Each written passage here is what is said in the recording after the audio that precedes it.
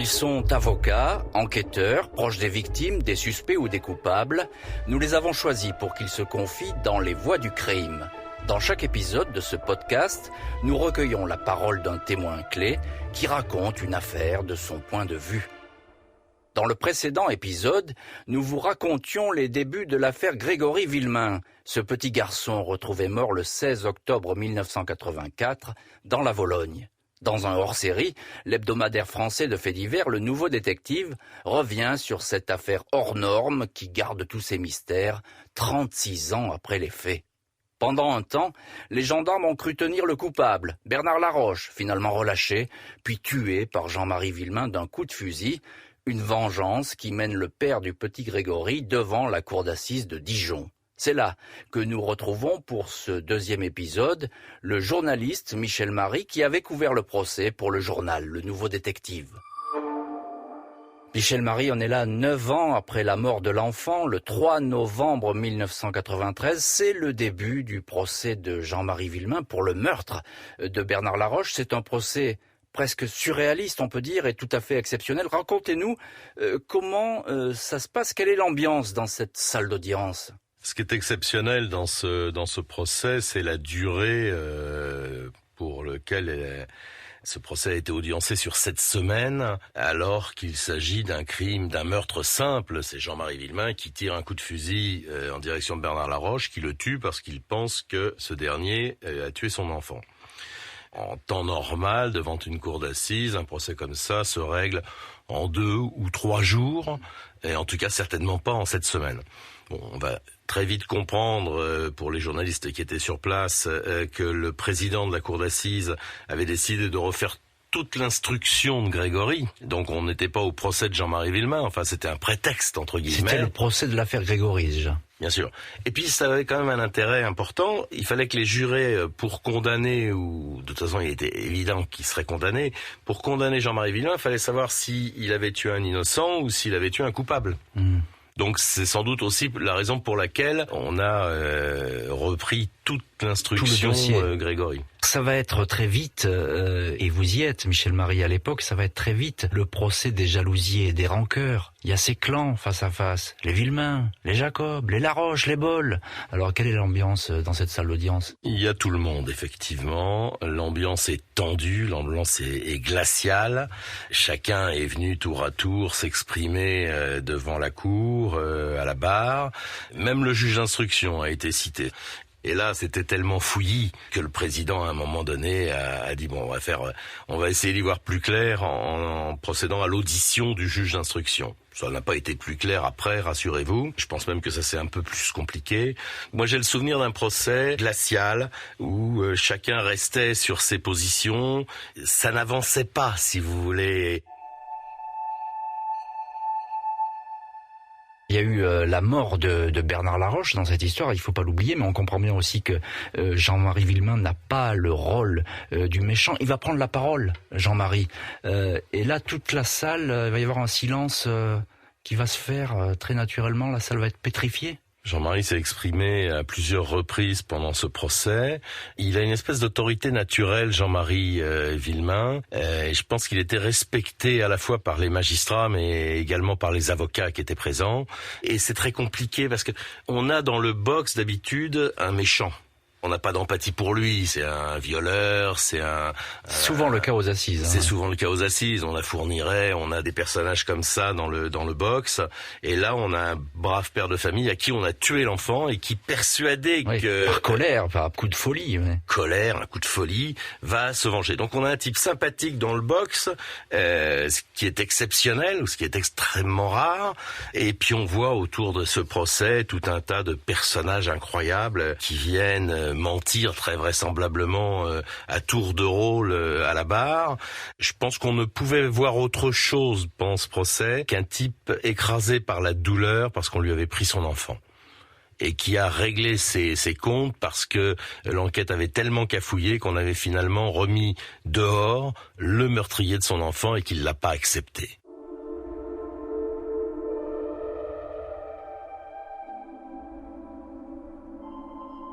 Jean-Marie Villemain va parler pendant 2 heures au moins lors de sa première sortie, si je puis dire. Ensuite, il reparlera. Le président Ruyssen, lui, il veut revenir au cœur très vite de l'affaire parce que ça le surlupine, cette histoire. Qui est le corbeau qui plane au-dessus de ces crimes? Il va distribuer à l'audience un arbre généalogique au jury d'assises parce que c'est vrai que c'est compliqué de s'y retrouver dans ces familles croisées. Mais c'est surtout la voix du corbeau qui va résonner dans la salle. Et ça, c'est pas ordinaire, c'est même très glaçant. C'est pas ordinaire, c'est effectivement glaçant parce que cette voix fait peur. On imagine tard le soir, seul à la maison, recevoir ce coup de téléphone et entendre cette voix. Je pense que ça peut être terrifiant. Et donc à l'audience, on a entendu à plusieurs reprises cet enregistrement qui était de mauvaise qualité, une voix rauque. Les mots sont presque pas audibles. On ne sait pas si c'est un homme ou une femme. Moi, il y a des moments où j'ai pensé que ça pouvait être une femme. Ou les deux. Ou les deux. C'est très particulier. Enfin, j'ai quand même plus de 1000 procès à mon palmarès professionnel. Je crois, de mémoire, n'avoir jamais vu quelque chose d'aussi, en termes d'émotion, aussi violent, aussi intense.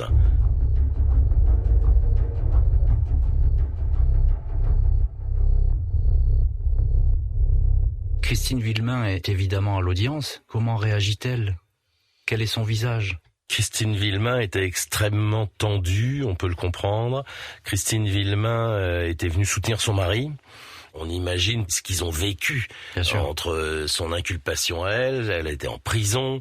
Finalement, on dit non, finalement c'est pas vous. Maintenant, c'est le mari qui passe devant la cour d'assises et qui encourt quand même, au regard de la loi, la réclusion criminelle à perpétuité. C'est un assassinat. Il est venu avec l'intention de tuer et il a tué. Donc c'est un assassinat. Sur un malentendu, il peut être lourdement condamné. Si on considère que Bernard Laroche n'est pas le meurtrier de son enfant, on peut lourdement le condamner. Jean-Marie Villemain, il va être condamné à 4 ans de prison, ferme, mais il faut bien le dire, malgré ce procès fleuve, ces auditions, les familles qui sont là, il va rien sortir du tout de l'affaire Grégory. On n'apprendra rien de neuf, Non, on n'apprendra rien de neuf malheureusement pendant ces 7 semaines d'audience. Jean-Marie a été condamné à 4 ans de prison, ce qui est une peine effectivement assez faible par rapport aux faits qui sont commis si on les sort du contexte. Ce verdict veut dire qu'on a cru Jean-Marie Villemain quand il dit qu'il a été tué le meurtrier de son fils.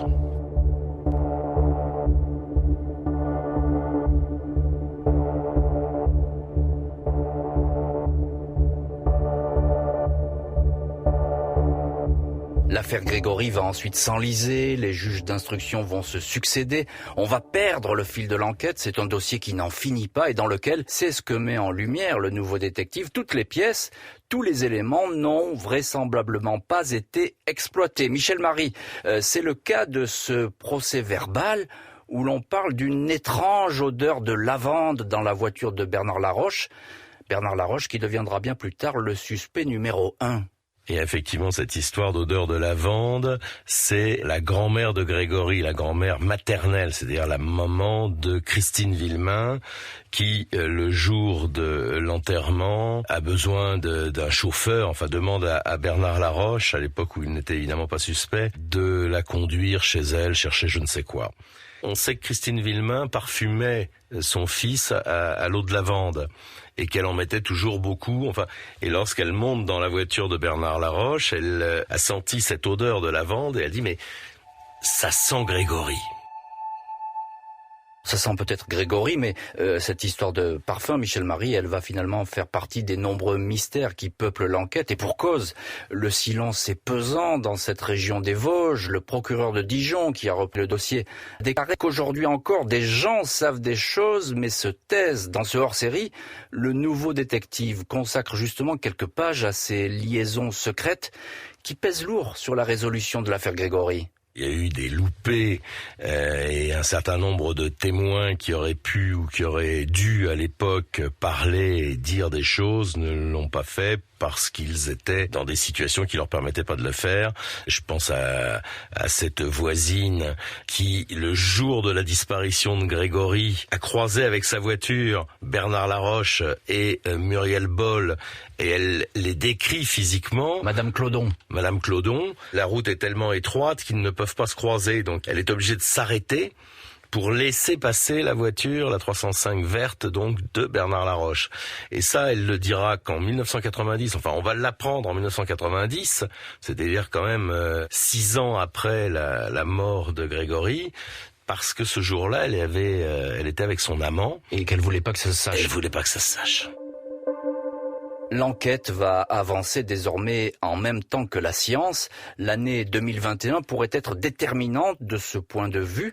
La justice, à la demande des Villemains, vient d'autoriser de nouvelles expertises ADN, notamment en utilisant la technique de l'ADN de parentèle, qui consiste en gros à identifier les parents du suspect pour ensuite trouver le suspect. Oui, ça permet ce qu'on appelle de remonter par lignée maternelle ou paternelle. Si on a un ADN, par exemple votre ADN, et si c'est votre frère qu'on recherche, on va par votre ADN remonter à votre frère. C'est ça, c'est un coup de billard finalement qui est donné dans l'enquête. Et puis parmi ces éléments étudiés, sur ces possibles traces ADN, il y a une seringue d'insuline. Alors cette seringue, on la connaît depuis le début de l'affaire. On parle de cette seringue d'insuline. C'est une piste d'ailleurs qui a été exploitée. Qu'est-ce qu'elle donne et qu'est-ce qu'elle peut donner, cette seringue ? La seringue d'insuline a été retrouvée sur les bords de la Vologne et on pense que Grégory a été endormi, et pourquoi pas par une injection d'insuline. C'est en tout cas l'autopsie qui dit, elle dit pas qu'il y a eu une injection d'insuline, mais elle dit que Grégory n'a pas respiré dans l'eau, c'est-à-dire qu'il était inanimé au moment où il a été mis dans l'eau. Donc on pourrait très bien imaginer qu'il a été piqué à l'insuline avant d'être jeté dans la Vologne. On sait en plus qu'il n'est pas resté longtemps dans la Vologne par rapport à l'heure à laquelle on l'a retrouvé. Donc ça voudrait dire il a été séquestré quelque part pendant peut-être 1h30, 2 heures. Et qu'il s'est endormi peut-être 1 heure, enfin c'est un peu flou. Et la présence de cette seringue est très importante parce que si on retrouve de l'ADN sur cette seringue et qu'on arrive à la relier à la mort de Grégory, on a fait un pas formidable en avant. Évidemment, là, ça serait une révélation, d'autant plus que l'insuline, à une certaine dose, peut provoquer la mort, surtout sur un enfant de 4 ans qui n'a pas une constitution très robuste. Donc ça pourrait expliquer cette mort, même s'il faut le rappeler aussi, Michel Marie, l'autopsie, elle est plutôt aléatoire dans ce cas-là. Ça a été fait très vite et il manque plein de pièces dans le dossier. Le dossier était parti sur de mauvaises bases dès le départ avec cette histoire d'autopsie. Qu'est-ce qu'on peut attendre d'autre à part la piste de l'insuline ? Qu'est-ce qu'il y a d'autre comme nouvelle expertise ADN qui pourrait apporter une lumière dans ce dossier ? Alors il y a l'ADN effectivement, il y a sur les courriers des corbeaux également, sur les enveloppes et sur les timbres. Ça a été validé par la chambre de l'instruction, donc des analyses vont avoir lieu. Nouvelles analyses, parce qu'il y avait des analyses qui avaient rien donné du tout. De nouvelles analyses sur d'autres supports. Parce qu'il y a eu tellement de lettres anonymes, toutes n'ont pas été analysées. Et c'est vrai que la justice s'est concentrée sur les dernières lettres, celles dont on est sûr qu'elles aient un lien avec le meurtre. Parce qu'il y a tellement de corbeaux dans cette histoire que si on identifie un corbeau qui n'est pas en lien avec le meurtre, ça va encore plus compliquer les choses. En 2016, il y a aussi une avancée technique qui donne un nouvel élan à l'affaire. Son nom, c'est Anacrime, un logiciel qui permet d'analyser des milliers d'informations en 1 seconde. Résultat, 591 pages rédigées rien que sur l'affaire Grégory. Et puis, 2 conclusions qui en ressortent. Bernard Laroche est bel et bien impliqué. Et les époux Jacob ont un alibi invérifiable. Oui, c'était le résultat d'une enquête électronique. Anacrime, c'est du traitement de texte, il fait la synthèse de tout le dossier. Et donc il trouve les ratés ou les similitudes. Et il est vrai que lorsqu'on a mis tout le dossier Grégory dans le logiciel Anacrime, il ressort les conclusions que vous venez de formuler. Et c'est d'ailleurs la piste qui va être suivie à partir de là par la justice. Conclusions sur lesquelles évidemment il faut être prudent puisque rien n'est tranché à l'heure à laquelle nous parlons. Un mot tout de même, Michel Marie, sur les époux Jacob. Alors eux, ils sont désignés comme les corbeaux, c'est ça qu'il faut... Alors, ils sont, oui, plus que ça, ils sont désignés à la fois comme les corbeaux, mais ultérieurement, ils sont également désignés comme ayant participé à la fois à l'enlèvement et à la mort de cet enfant. Ils ont été mis en examen en 2017. La procédure a été cassée pour vice de forme. Il n'est pas exclu qu'ils reviennent à un moment donné sur le terrain de la suspicion. Mais en tout cas, à l'époque, suite à la synthèse d'Anacrim, Bernard Laroche et les époux Jacob sont dans le viseur de la justice. Oui, ils sont effectivement dans le viseur au point que l'un des avocats des époux Villemain, Maître Moser, va parler d'un pacte criminel, c'est-à-dire que plusieurs personnes pourraient être impliquées dans la mort du petit Grégory. On le rappelle, Jean-Marie Villemain cristallisait toutes les jalousies dans la famille, comme en témoigne cet épisode survenu 2 jours avant la mort de l'enfant. Son frère Michel lui rend visite avec sa femme et Jean-Marie se félicite de ses tout nouveaux achats, dont un canapé en cuir qui serait le symbole de sa réussite. Cette jalousie, Michel Marie, c'est aussi peut-être le mobile des Jacob. Le mobile, c'est le clan et la vengeance, le clan et la haine. Tout ça est lié. C'est l'histoire qui recommence. Si on part du principe que tout démarre à cause de ce canapé, de cette jalousie, qui ravive les colères, qui réveille le corbeau. Donc on est complètement dans cette histoire de jalousie, une fois de plus. C'est Michel Villemain, donc le frère de Jean-Marie, qui s'est senti peut-être ce jour-là humilié par son frère. En a-t-il parlé à Bernard Laroche, qui était son ami? En a-t-il parlé à Marcel Jacob, dont il était très proche? Est-ce que ces deux-là ont décidé de passer à l'acte à ce moment-là? Mais rien n'est établi, rien n'est prouvé. La haine entre les Villemain et les Jacob, ça va aller presque parfois jusqu'à l'empoignade. Il y a cette fameuse histoire du soir de Noël. Racontez-nous, Michel Marie. Oui, Noël 82, une espèce de course-poursuite en voiture, dans un véhicule Marcel Jacob et son épouse, et dans l'autre véhicule c'est Jean-Marie Villemain et Christine. Je sais pas laquelle des deux, je crois que c'est la voiture de Marcel qui bloque celle de Jean-Marie, qui fait une sorte de queue de poisson. Ils s'empoignent. Jean-Marie pratiquait les arts martiaux et donc arrive à garder le contrôle de la situation face à un Marcel Jacob déchaîné qui est obligé de renoncer à son projet parce qu'il voit qu'il n'y arrive pas physiquement. Au plus fort de la bagarre, son épouse est sortie de la voiture avec un air de bœuf en menaçant Jean-Marie en lui disant je vais te casser la gueule, saloperie de Villemain ou saleté de Villemain, quelque chose comme ça. Et à un moment, les choses finissent par s'apaiser et au moment où les véhicules repartent, Marcel Jacob menace Jean-Marie Villemain en lui disant toi un jour je vais t'éclater les couilles. Et à l'occasion de cet accrochage, Jean-Marie Villemain va avoir une révélation. Oui, comme un flash, parce qu'au moment où il empoigne Marcel Jacob pour se défendre, pour le neutraliser, il remarque une cicatrice au cou. Marcel Jacob a une cicatrice au cou, et lorsqu'il le tient comme ça, il voit cette cicatrice, et il se dit, mais c'est lui le corbeau, et il le lui dit. Il dit, mais ce serait pas toi le corbeau par hasard? Évidemment, à partir des données d'Anacrim, vous l'avez dit, les époux Jacob vont être interpellés, mis en examen. On est le 16 juin 2017. Et puis alors la patatras, à nouveau, tout est annulé pour vice de procédure. L'enquête est à nouveau réduite à néant, si on peut dire. Elle va devoir repartir presque à zéro. C'est incroyable, elle est maudite cette enquête. Elle est maudite et en même temps la faute du magistrat ou de la magistrate, c'est d'avoir signé je ne sais plus quel document seul alors qu'elle aurait dû le signer en collégialité. C'est quand même un cas d'école. Enfin, on se demande comment c'est possible de commettre une telle bourde sur un dossier aussi sensible qui remonte à si longtemps. Il faut être 3 pour signer le papier. On le sait, elle le sait. C'est incompréhensible aussi. Les époux Jacob, la famille Jacob, vous les avez rencontrés à plusieurs reprises et récemment avec leurs avocats. Qu'est-ce qu'ils racontent de tout ça? Parce que, encore une fois, ils sont dans le viseur. Alors effectivement, j'ai rencontré les époux Jacob très récemment. C'est la première fois qu'ils s'exprimaient. Ils l'ont fait à la demande de leur avocat. C'est une exclusivité et j'en suis ravi.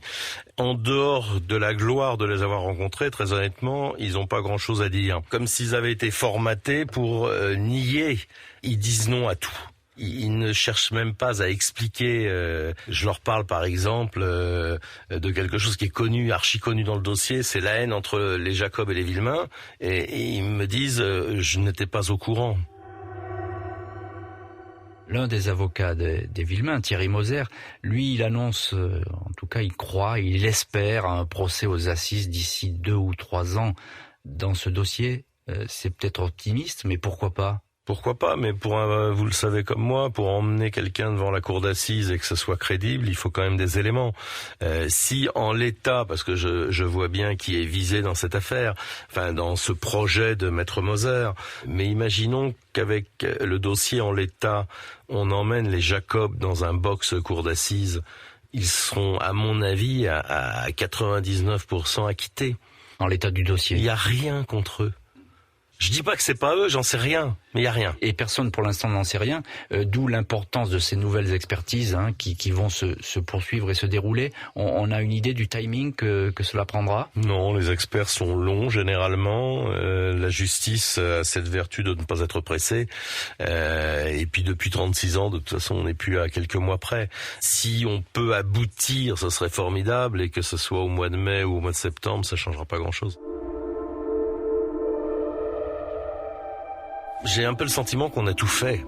On a incarcéré Muriel Boll en 2017 pendant je ne sais combien de mois. On a incarcéré les Jacob 4 jours. Finalement, pour une erreur de procédure, ils ont été mis hors de cause et ça risque d'être que très provisoire. Ils n'ont rien dit. Moi, je les ai eus en face de moi. Ces 2 blocs de granit. Je sais pas s'ils ont quelque chose à voir ou pas. C'est impossible à savoir. Mais je pense que les réponses qu'ils m'ont réservées, ils les réservent également aux juges et aux gendarmes qui viendraient les entendre. Et s'il n'y a pas une personne qui libère sa parole, on ne s'en sortira jamais. Or là, ça fait 36 ans que personne n'a libéré sa parole, donc on ne s'en sort pas. Les yeux dans les yeux, Michel Marie, est-ce que vous pensez qu'on découvrira un jour la vérité dans ce dossier ? Je crains que non.